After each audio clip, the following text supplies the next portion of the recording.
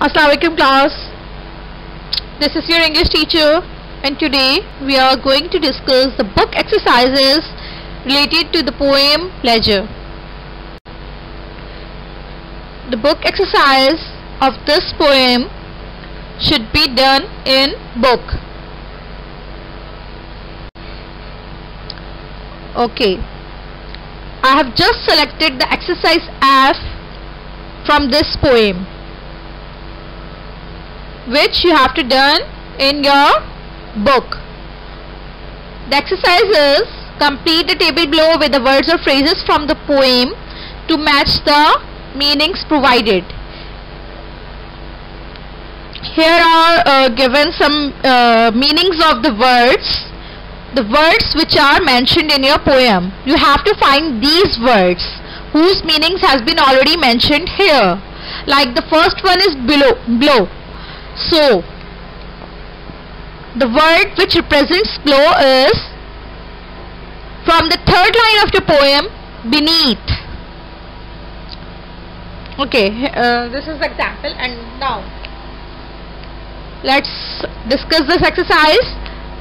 Second word is forest. The meaning of the word is forest.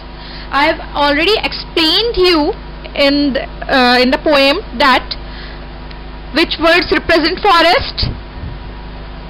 Yes. From the fifth line of the poem, woods. Woods means forest here.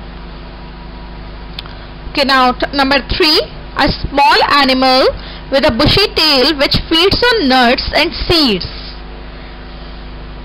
Only one animal has been mentioned in the poem. One animal's name has been mentioned in the poem, and who is that?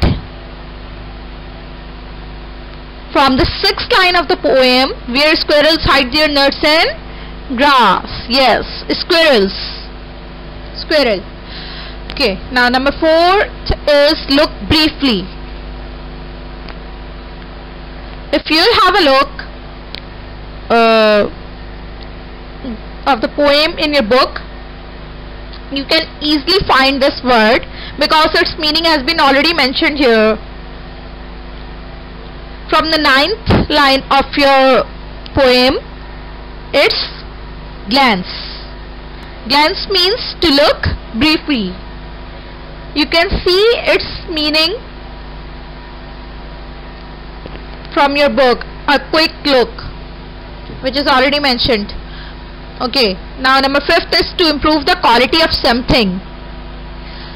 Okay, you can find the word which represents this meaning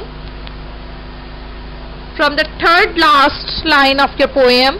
The first word of the third last line, enrich, which means to improve the quality of something or to enhance something. Okay, the last word is bright day. This one has also been explained in the poem.